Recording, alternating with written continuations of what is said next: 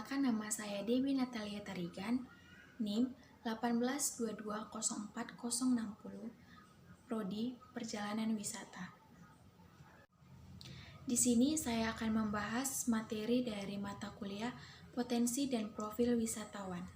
Ada dua hal yang mempengaruhi keputusan wisatawan untuk melakukan berwisata, yaitu yang pertama, Person Specific Motivation dan Destination Specific Attributes. Person Specific Motivation ini sering disebut juga sebagai faktor pendorong yang umumnya bersifat sosial psikologis. Yang kedua adalah Destination Specific Attributes. Ini adalah faktor penarik wisatawan untuk mengunjungi destinasi wisata atau DTW.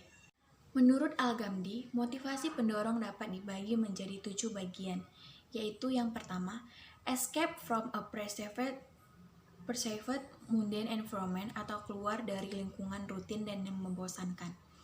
Faktor ini sering mengacu pada seseorang yang mengalami kejenuhan dalam lingkungannya sehari-hari, dan dengan cara inilah seseorang itu melakukan liburan atau melakukan kegiatan dan mencari tempat yang menurutnya bisa menghilangkan kejenuhannya, atau sering juga disebut sebagai keluar dari zona nyaman.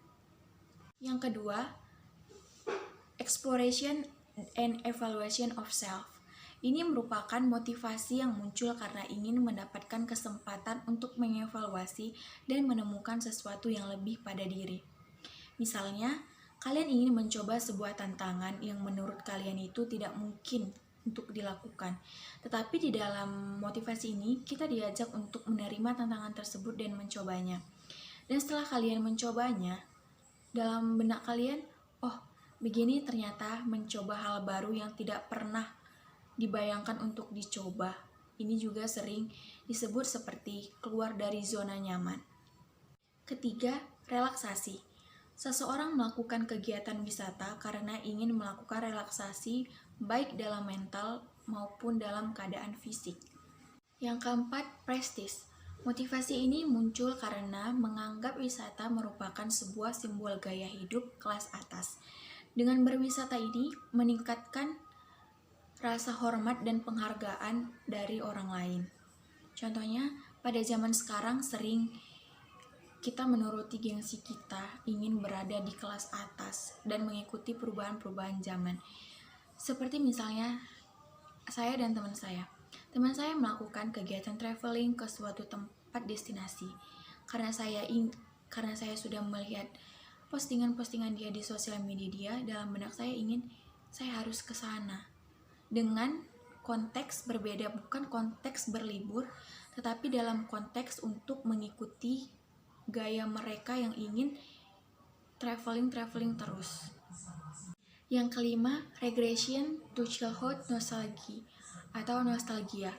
Motivasi ini muncul dikarenakan wisata memungkinkan untuk melakukan sesuatu yang tidak dapat dilakukan dalam kehidupan sehari-hari dan lebih pada mengingatkan pada masa remaja atau masa saat-saat kecil. Yang keenam, enhancement of kinship relationship atau peningkatan hubungan keluarga. Motivasi ini muncul karena wisata dianggap meningkatkan hubungan kekeluargaan, dan peningkatan ini sulit dilakukan dalam kegiatan sehari-hari. Contohnya, kita pasti memiliki keluarga besar. Dalam keluarga besar kita ini, kita ingin melakukan suatu perjalanan wisata untuk meningkatkan kekompakan atau keakraban dalam suatu keluarga. Jadi dalam sebuah perjalanan ini, kita membuat acara-acara dan acara lagi untuk meningkatkan kekompakan kita antara keluarga yang satu dengan keluarga yang lainnya. Yang ketujuh, facilitation of social interaction atau fasilitasi diri interaksi sosial. Motivasi ini muncul karena wisata dianggap sebagai sarana yang memberikan kesempatan bertemu dengan orang-orang baru di berbagai tempat. Perjalanan wisata ini dilakukan lebih berorientasi pada orang-orang yang ditemui dibandingkan dengan tempat-tempat yang kita kunjungi. Dari ketujuh motivasi ini, menurut saya, Indonesia sering menggunakan motivasi yang pertama, escape from a perceived mundane environment, dan prestige. Menurut Kotler dan Keller, wisatawan memiliki proses dalam memutuskan sikap dalam membeli paket wisata. Tahapan pembelian paket wisata ini terbagi menjadi 5 tahap, yaitu 1. Pengenalan. Proses membeli diawali saat pembeli menyadari adanya masalah kebutuhan. Pembeli menyadari terdapat perbedaan antara lain sebagai kondisi sesungguhnya dan kondisi yang diinginkannya. Kebutuhan ini dapat disebabkan oleh rangsangan internal maupun eksternal. Contoh dari pengenalan ini adalah seperti misalnya kita akan membeli paket wisata. Kita membeli paket ini harus mengenal dari travel manakah kita ingin membeli paket tersebut. Apakah travel ini bagus atau travel ini hanya abal-abalan atau bagaimana. Jadi kita harus mengenal terlebih dahulu profil dari travel tersebut. Kedua, pencarian informasi. Seorang konsumen yang mulai timbul niatnya akan terdorong untuk mencari informasi lebih banyak.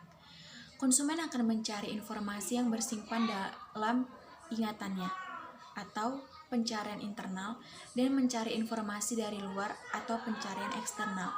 Contoh dari pencarian informasi ini adalah kita tadi sudah membahas tentang pengenalan.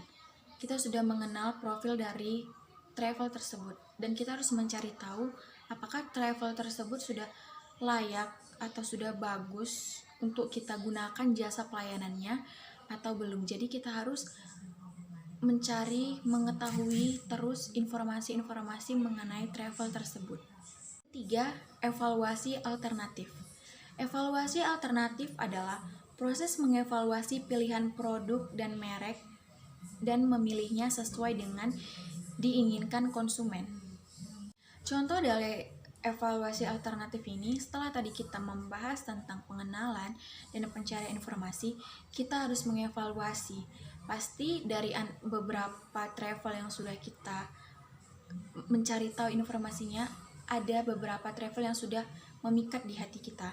Jadi di antara travel, seperti misalnya travel yang kita cari itu sudah 5. Di antara 5 itu pasti kita akan memilih 2 yang sudah memikat di hati kita. Jadi kita harus mengevaluasi apakah travel kita namakan travel X dan travel Y. Travel X ini sudah memiliki aspek-aspek atau faktor-faktor pendorong untuk mendukung kita untuk memilih suatu paket wisata ini. Jadi kita harus mengevaluasi terus di antara travel X atau travel Y ini.